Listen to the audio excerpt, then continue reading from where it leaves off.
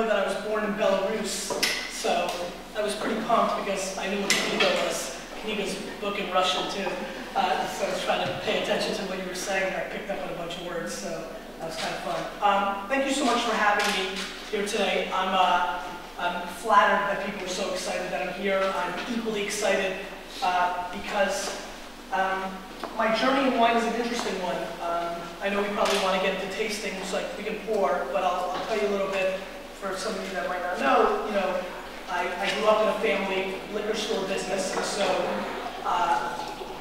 I'm sure even some of you, I'm sure, and definitely probably half of the American press, when they first saw what I was doing in 2006, thought I was a gimmick or a joke.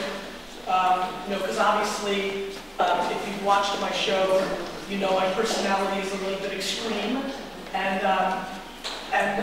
the first couple of years that I started Wine TV, I built Waynerchuka.com, which is a large e-commerce site for retail in America in 1997, and from 1998 to 2005, I built one of the largest wine retail internet companies in America. But in 2006, I started Wine Library TV, and I knew that the first couple of years would be very difficult because I know my personality, and I know how people are going to respond. And, you know, America is a very young wine culture, very young. You know, people think of America as very ahead of the game and those kind of things, but the U.S. had prohibition, and it killed the wine industry in the 30s. And wine did not really start revving up in America. Do we want to use that? No.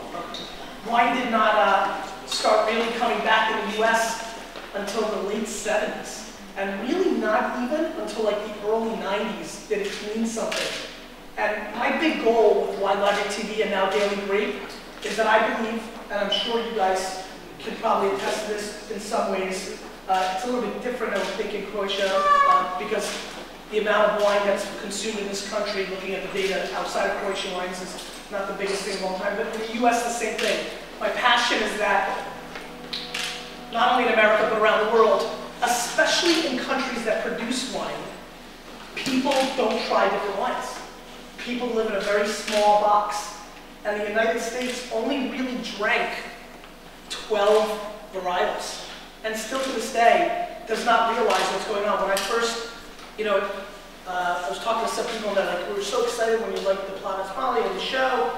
It was the first time you had it. I was like, it wasn't the first time I had it. You know, I've had it many times prior to I had it in the show. I think the reason I was so excited, and some of you have watched the show more than others, I've had a very bad luck run around the time I did the first Planet Smiley show of trying to introduce new grapes, and I didn't like the wine.